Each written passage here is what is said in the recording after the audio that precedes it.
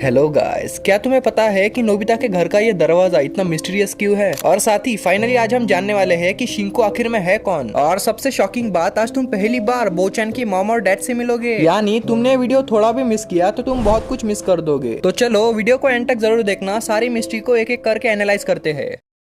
बोचैन Shinchan show का एक ऐसा मिस्टीरियस कैरेक्टर जिसका कभी हमें ना घर दिखाया गया और ना ही फैमिली। यानी बोचैन एक एलियन है।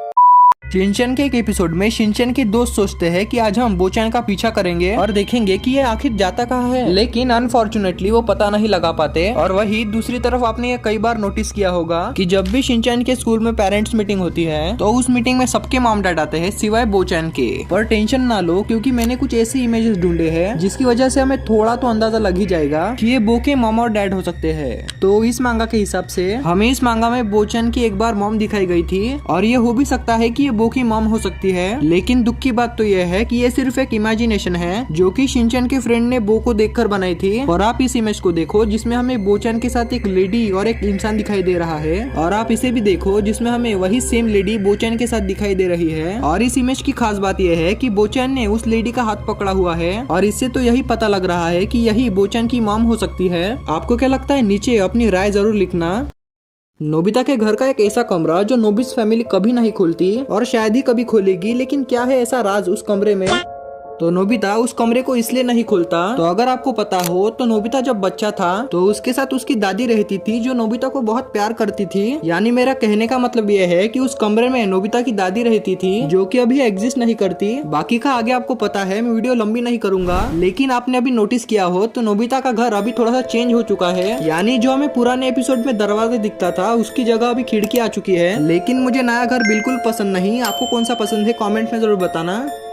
अगर मैं आपसे कहूँ कि शिनचैन शो की सबसे बड़ी मिस्ट्री कौन सी होगी तो आप में से 90% लोग शिंको की ही मिस्ट्री बताएंगे, जो कि ऑब्वियसली सही भी है। यानी एक ऐसी बच्ची जो नोहारा फैमिली के बारे में सब कुछ जानती है और खासकर हिमावरी के बारे में, जो कि बताती है कि मैं फ्यूचर से आई हूँ और एपिसोड में अचानक से कहीं से भी आ जाती है। और साथ ही अपने साथ ढेरों काले बादल लाती है जो कि पूत की शेप के होते हैं। टाइम मशीन एक जंगल में होती है और उसके साथ एक मिस्टीरियस आदमी होता है जिसका चेहरा आज भी एक मिस्ट्री बनी हुई है। तो क्या शिंको वही है जिसके बारे में हम आज तक सुनते आ रहे हैं?